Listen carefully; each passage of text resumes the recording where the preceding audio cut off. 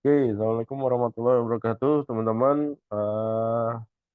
Kita masuk perkuliahan week keempat ya, mata kuliah untuk Digipreneur. Sebelum masuk perkuliahan, karena masih suasana Idul Fitri, saya mengucapkan selamat Hari Raya Idul Fitri. Mohon maaf lahir batin. Taqabbalallahu minna wa minkum. Taqabbal ya karim ya. Teman-teman, di week keempat ini eh, ini ada, kalau dilihat tren ya pengerjaan kuis di mata kuliah Digipreneur ini ada sekitar 60-an orang lah ya, yang aktif di pengerjaan kuis. Ada sekitar 10 sampai 12 orang yang memang tidak aktif. Oke, nggak masalah. Kita masuk week keempat hari ini. Oke, saya setting dulu ya. Timingnya, deadline-nya saya buat tanggal 19 Mei ya. Tanggal 19 Mei. Oke, waktunya 5 menit.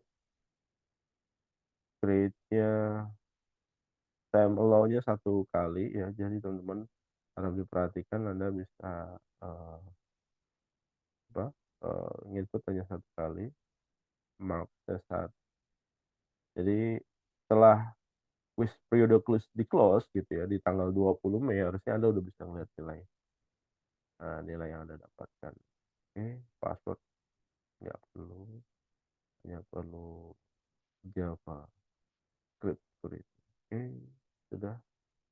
Oke, week kelima kita hide dulu ya biar ada. Oke, itu ya tugas kuisnya di minggu keempat. Oh, belum saya. So, oke, kuisnya di week keempat sudah saya rilis, jadi teman-teman tinggal akses saja untuk kuis minggu keempat. Oke, kemudian kuliah kita hari ini. Oke, ada lagi.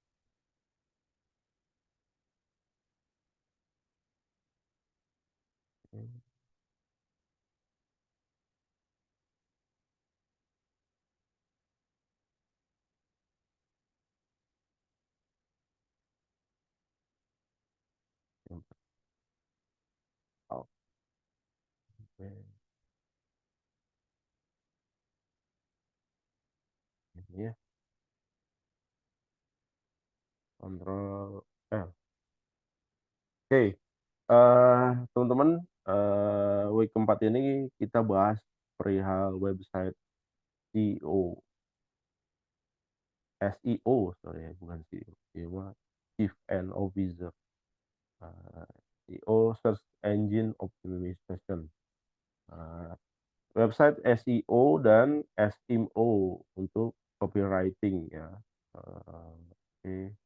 Tujuan pembelajarannya mengetahui dan memahami eh, digital marketing framework, dan juga yang kedua mengetahui dan memahami audience pain points dan motivation.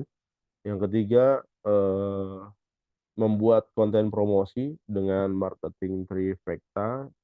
Kemudian yang keempat, mengetahui dan memahami SEO. Yang kelima, membuat landing page. Ya, nah, ini digital marketing framework. Saat ini banyak pengusaha yang sudah beralih menggunakan metode pemasaran secara digital. Jadi eh, salah satunya saya, contoh yang eh, di week sebelumnya saya tunjukin gitu ya, growth-nya besar ya teman-teman ya. Eh, Dulu digital marketing memiliki kecenderungan untuk menggunakan keyword secara berlebihan atau spamming. Hal tersebut udah ditinggalkan ya. Sekarang pemasaran secara digital jadi jauh lebih rumit dan kompleks. Maka dari itu, Anda membutuhkan digital marketing strategi framework yang tepat dan jelas untuk membantu merencanakan bisnis. Ya, ini gini. digital marketing framework. Kalau digital marketing strategi framework terbaik yang pertama adalah REST planning ya. REST planning itu REST digital marketing planning framework yang ada 5 tahapan ya, ada plan, perencanaan, reach, act, action, convert, kemudian engage ya. Eh, di sini di tahapannya kalau di plan itu ada branded content, yang kedua ada search engine, social network, publisher, blog ya. Yang ketiga ada website perusahaan, blog, community, interactive tools. Yang keempat ada e-commerce, product, price and promotion. Yang kelima ada advocacy. Nah, ini semuanya dilakukan ya. Ini namanya REST planning. Yang kedua ada marketing funnel. Ini marketing funnel eh, lumayan banyak dipakai ya di Indonesia oleh para marketer ya. Marketing funnel itu yang apa? Baki yang paling besarnya itu namanya lead generation. Kemudian ini ada lead nature, nurture, sorry. Yang terakhir ada sales. Biasanya caranya gimana ya marketing funnel itu? Marketing funnel itu eh, ngumpulin dulu ya sebanyak-banyaknya orang yang minat di satu topik tertentu. Misalkan Anda jualan kaos bola gitu ya, maka Anda kumpulin dulu tuh orang-orang yang suka kaos bola gitu ya. Orang-orang yang suka bola. Misalkan Anda jualan kaos bola Liverpool gitu ya.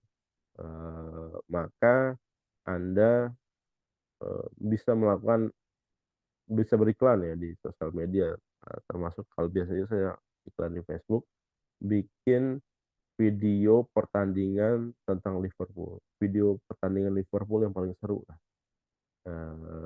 Kasih durasinya 15 sampai 30 detik lah.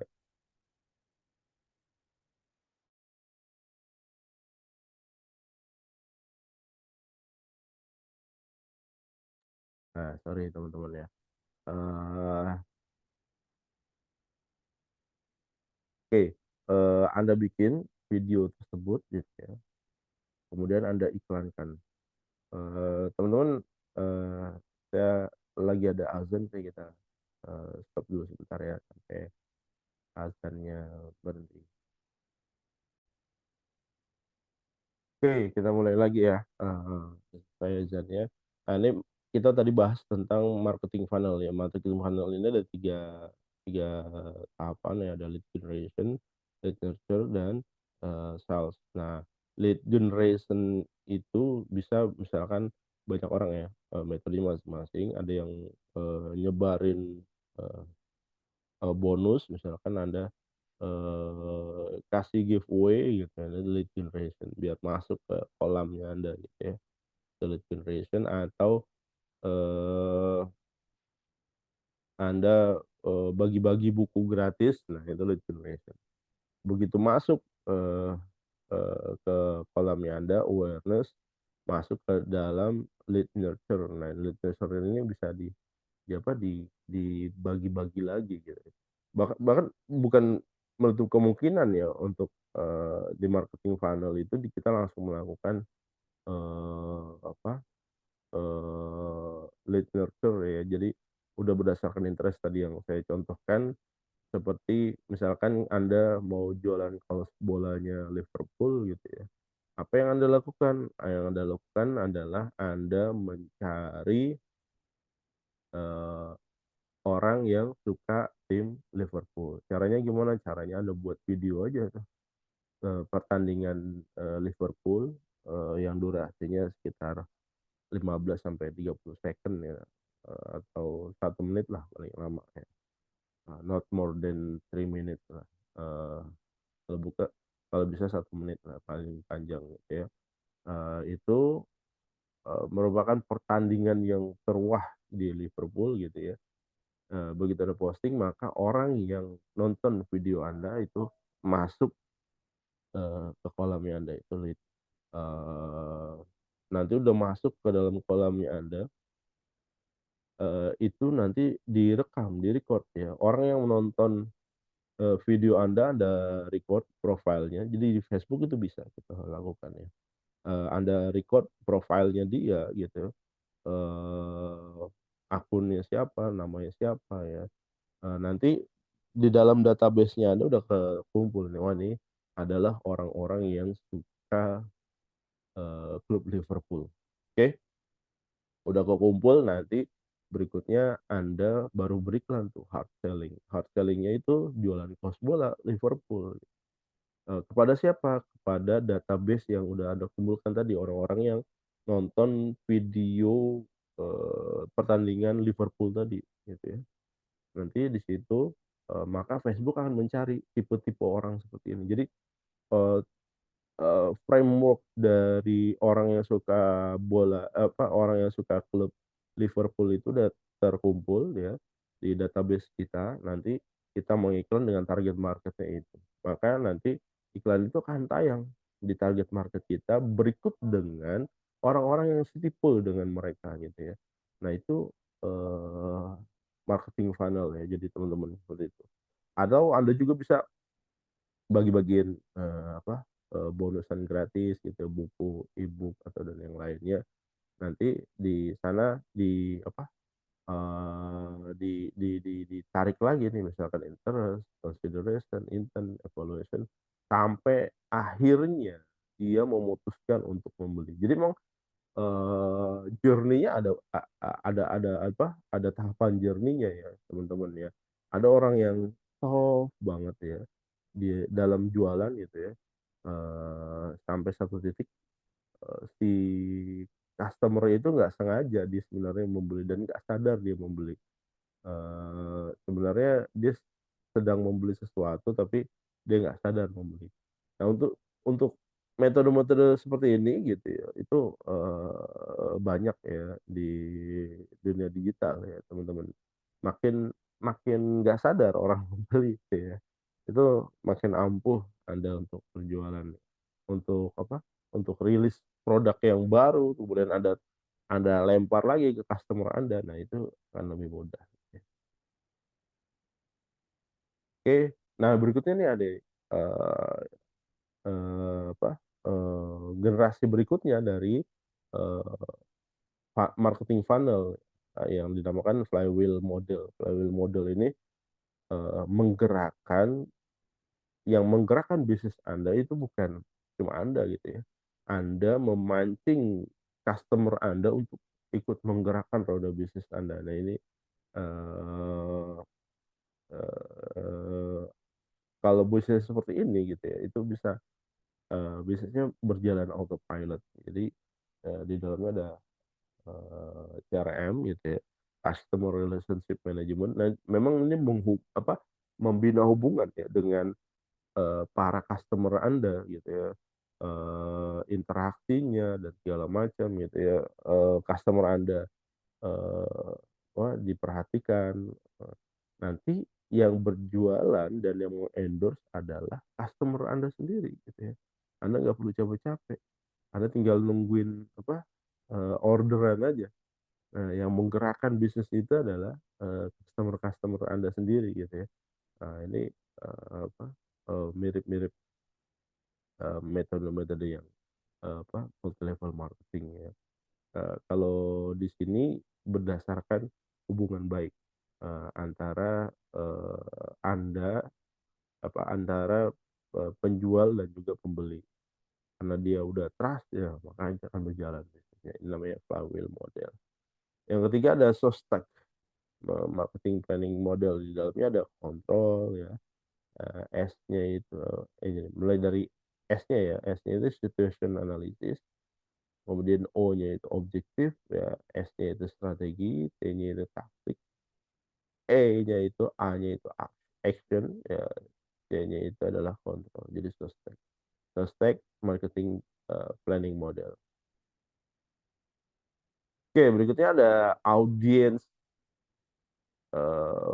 pain point motivation ya, ini apa sih gitu ya, audience, pain point motivation. Apa sih yang dinamakan pain point? Ya, apa masalah yang pelanggan atau konsumen hadapin ya? Nah, itulah arti dari customer pain point. Jadi, berangkatnya dari problem yang temui oleh customer Anda. Dalam membangun, startup khususnya di marketing, ya mengidentifikasi masalah atau pain point yang dihadapi pelanggan adalah salah satu kunci untuk menarik loyalitas. Jadi pain point-nya apa dia? Masalahnya apa? Nah, itu kita tawarkan solusi atas permasalahan itu. Nah, itu biasanya lebih kena gitu ya, kita menjual, barang atau jasa yang, kita tawarkan gitu ya. Nah, ini memang dibutuhkan kemampuan untuk mengidentifikasi masalah, eee, dan juga menemukan solusi yang paling tepat, nggak hanya dibutuhkan saat mengembangkan produk. Kita harus detail tuh ya, apa, men-generate core problem dari, permasalahan tersebut. Intinya apa sih masalah ini gitu ya. Nah, begitu kita ketemu core-nya, intinya gitu, baru kita kasih solusi buat mereka.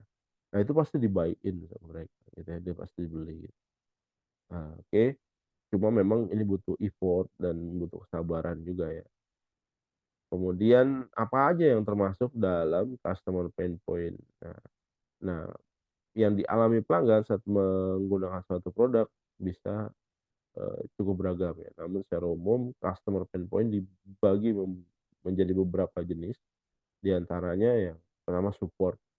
Jadi saat pelanggan membutuhkan bantuan dalam menyelesaikan suatu proses, namun nggak bisa didapetin, nah saat itulah masalah dengan support pain point. Ada kan orang, "Kenapa sih lo beli motor X ya, kenapa sih lo beli motor mereknya A terus gitu ya, kenapa nggak yang beli merek yang X gitu ya, karena apa, karena kalau gue beli yang A, support kalau misalkan ada masalah gampang gitu ya, nyari bengkelnya gampang, tersebar gitu ya, dan nggak susah." Nah, itulah, eee, yang menimbulkan customer loyalty ya teman-teman. Jadi support itu penting banget ya teman-teman ya. Kalau dia trouble gitu, ada masalah, nah itu, perlu atau Anda langganan, internet gitu misalkan di rumah Anda gitu ya,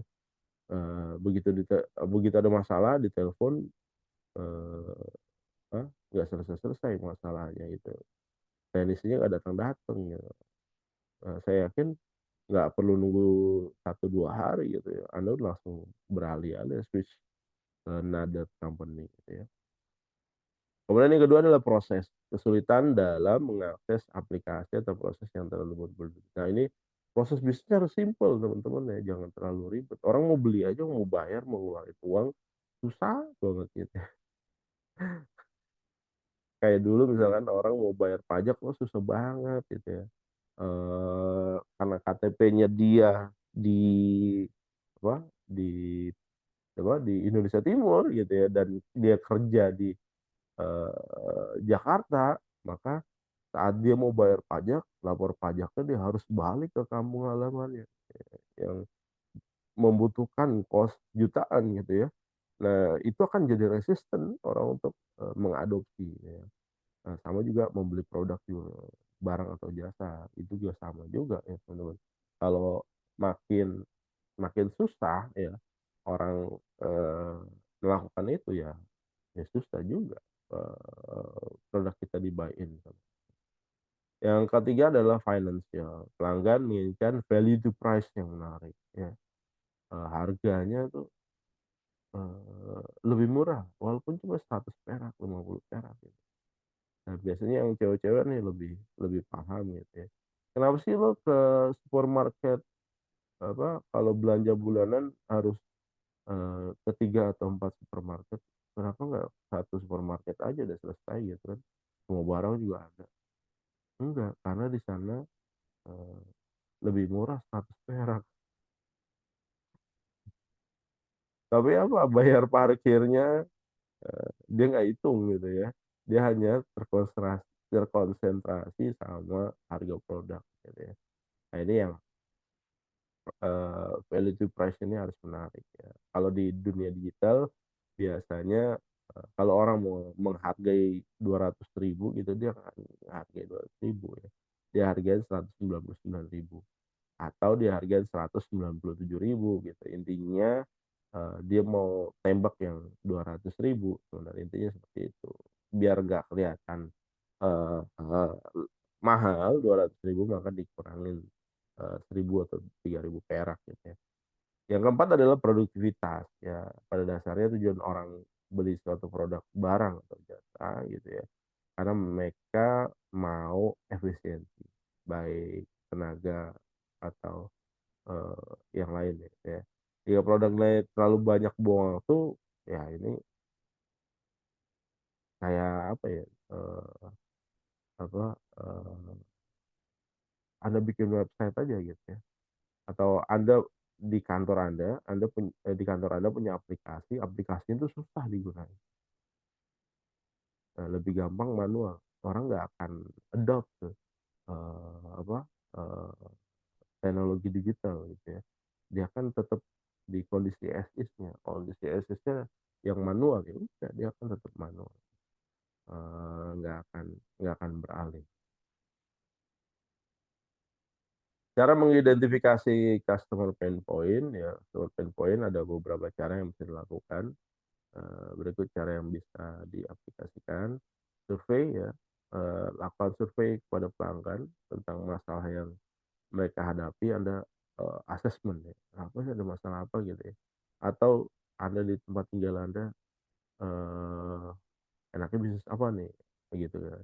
Eee, Lihat aja di sekitar Anda itu lagi butuh apa, nah itu yang Anda jual.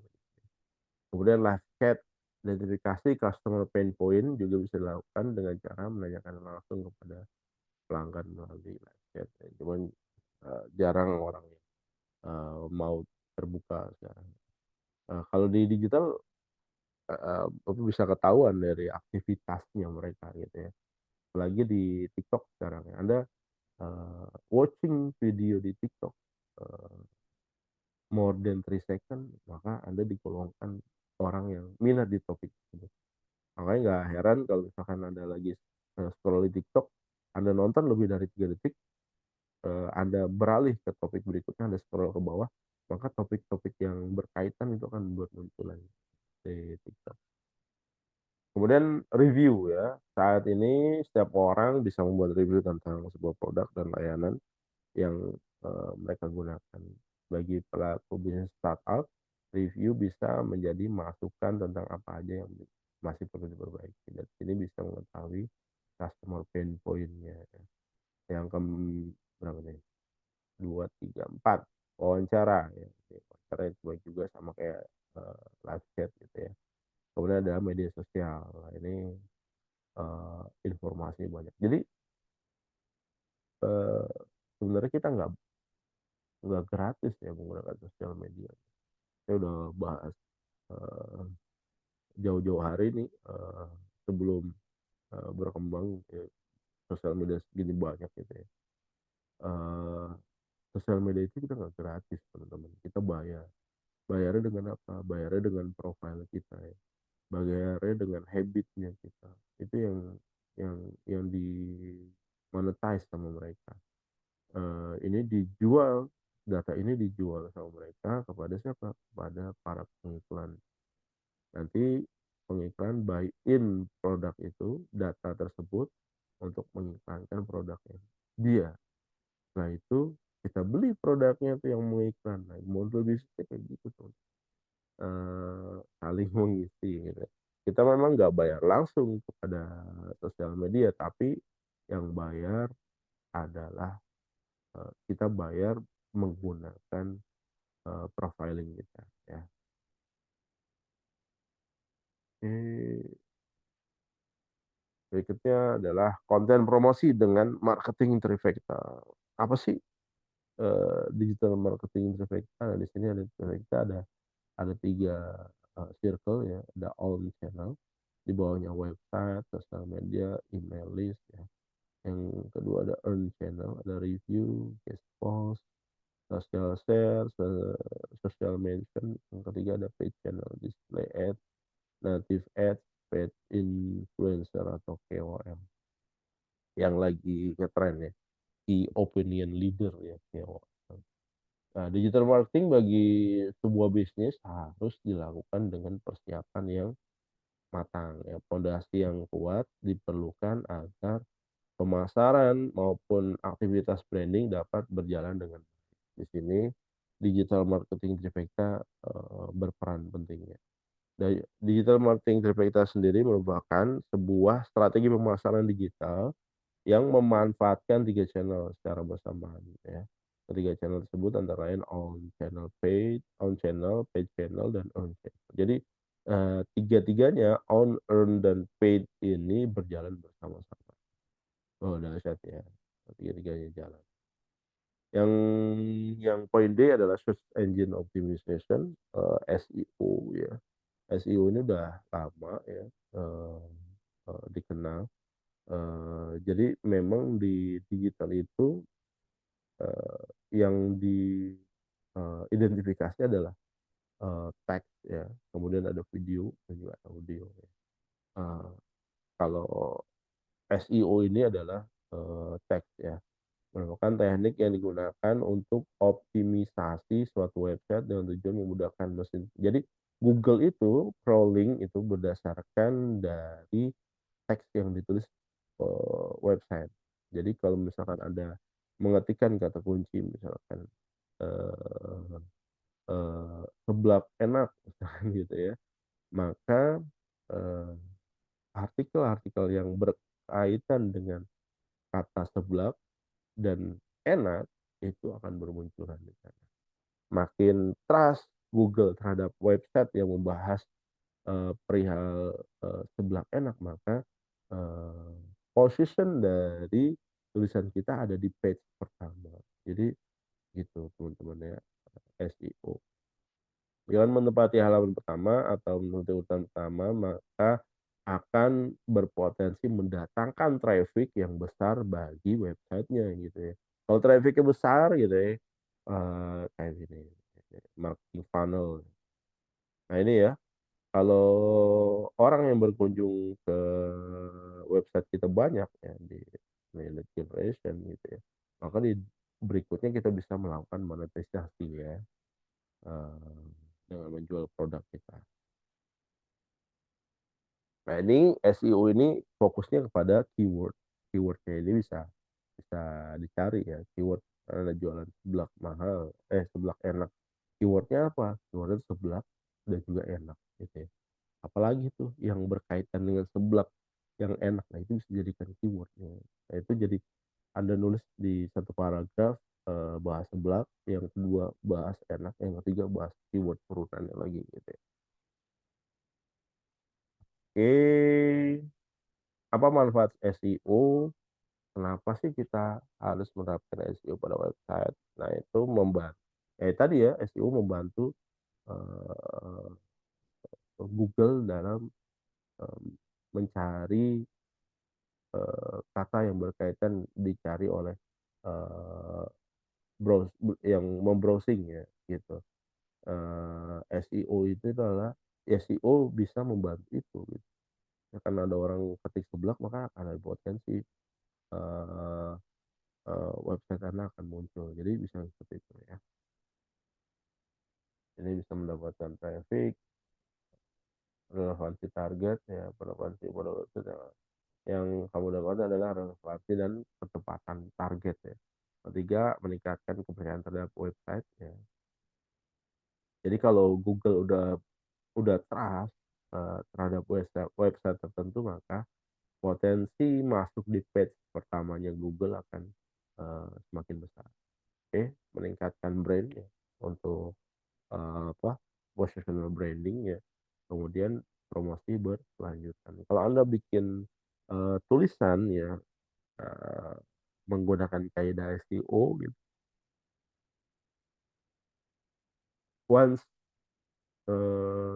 tulisan Anda masih banyak dibaca orang, makanya akan tetap ada di, eee, page 1 Google ya, itu teman-teman enaknya.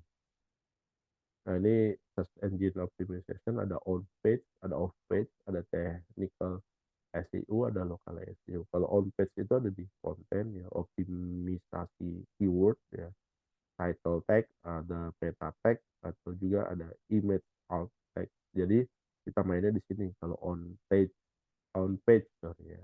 Di kontennya kita lihat. Tadi saya bilang gitu kalau keywordnya adalah seblak enak, maka bisa dicari tuh turunan dari kata seblak, turunan dari kata enak gitu ya. Nanti Anda bahas di setiap paragraf, Anda bahas seblak, turunan seblak pertama, turunan seblak kedua, dan seterusnya. Kata enak dan seterusnya. Maka itu akan berpotensi untuk di indeks oleh Google gitu ya. Jangan bahas cuma satu dong. Seblak enak misalkan gitu ya. Anda cuma bahas seblak aja. Nah, Anda ulangin tuh dari paragraf ke paragraf seblak seblak seblak seblak. Nggak kaya ya teman-teman ya. Karena apa? Karena setiap orang yang mencari seblak boleh jadi dia mengetikkan bukan kata seblak, ada juga kata-kata yang lain. Makanya kita perlu cari turunannya gitu ya. Nah, itu yang kita lakukan untuk on page SEO. Kalau off page gimana? Off page kita link building ya, influence marketing ya, media sosial, forum dan segala macam ya. Atau titip link ya. Kalau dulu modelnya titip link di apa? Kita komen di satu blog besar titip link. Nah, itu sebagai backlink ya. Kemudian yang ketiga ada technical SEO, ini kecepatan loading. Nah, ini standar nih. Jadi kalau Anda punya website diukur kecepatan loadingnya. Misalkan begitu klik nama website Anda www.a.com itu bisa diklik muncul semuanya tulisannya gambar dan segala macam itu berapa second gitu. Bandingkan dengan kompetitor Anda. Kalau misalkan Anda munculnya 5 second untuk memuat satu web page gitu ya. Kemudian komputer Anda bisa eh, kurang dari itu, maka potensi Anda menang semakin sulit gitu ya. Yang keempat adalah lokal SEO, keyword lokal, profil bisnis, ulasan pelanggan, konten lokal. Nah, ini lokal SEO. Nah, ini SEO ada empat, empat kategori ini ya. Oke, berikutnya membuat landing page, siapkan hosting WordPress gitu. Kemudian Anda pilih tema WordPress yang sesuai, aktifkan install dan aktifkan plugin builder untuk membuat landing page dengan WordPress. Ada beberapa plugin yang digunakan, Elementor, kemudian Beaver Builder atau WP Bakery Page Builder. Biasanya kalau saya dulu pakai Elementor ya. Kalau misalkan di WordPress itu pakainya Elementor. Oke, nanti kita custom aja itu Elementor. Kita desain semenarik mungkin ya. Yang keempat, membuat halaman baru, new page. Yang kelima, structure landing page. Yang keenam, desain dan atur konten. 7, optimalkan kecepatan dan responsivitas. Jadi page-page yang interaktif maka akan berpotensi untuk menghadirkan new traffic gitu ya teman-teman. Makanya dulu sebelum ngetrend sosial media gitu, waktu zamannya masih Friendster, ada sebuah situs namanya kaskus.com. Nah itu banyak yang eee, user-nya banyak ya teman-teman. Kenapa? Ada interaksi di sana, tiap hari ada update dan segala macam. Dan itu dia udah pakai metode mungkin masuk metodenya ini. Nah ini flywheel model. Flywheel model di Kaskus itu dulu yang menggerakkan bukan lagi yang punya Kaskus ya, tapi adalah user-user yang di dalamnya. Dia buka topik, bahas topik, di pembahasan topik tersebut dia interaktif, komen, menjawab pertanyaan, dan segala segala macamnya ya. Jadi, yang punya kasus sendiri tinggal menikmati nih, apa, eee, bisnisnya berputar sendiri gitu. Oke, tambahkan formulir ya, CTA, call to action biasanya, eee, ini buat eksekusinya gitu ya, biasanya di page paling bawah. call to action, kemudian uji dan perbaiki, yang kelima publikasikan landing page. Biasanya kalau saya udah jadi sebuah landing page, saya monetisasi dulu, saya iklanin dulu gitu ya. Saya misalnya jadi, 3 atau 4 landing page, masukin, kita iklanin, mana yang, punya performa bagus gitu ya, call to action ya gitu ya. Begitu kita publish, kita lihat nih, kita iklanin 1 sampai 2 hari mana yang paling besar, nah itu yang kita pakai gitu ya. Jangan sampai Anda buat 4 landing page, kemudian Anda publish, Anda keluarin budget Anda untuk 4-empatnya gitu, karena belum belum tentu, sama performanya. Baiknya kita pilih yang terbaik aja, biar bisa menghemat kos iklan. Oke, landing page, sudah selesai materi yang saya sampaikan di week keempat. Silakan teman-teman kalau ada pertanyaan bisa, eee chat ya di grup chat. Jangan lupa kerjakan kuis ya teman-teman ya. Kalau Anda lupa mengerjakan kuis ya, otomatis nilai Anda, potensi kelulusan Anda akan semakin kecil ya. Waspada waspada waspada. Oke. Oke, itu aja yang bisa saya sampaikan. Terima kasih. Selamat siang. Assalamualaikum warahmatullahi wabarakatuh.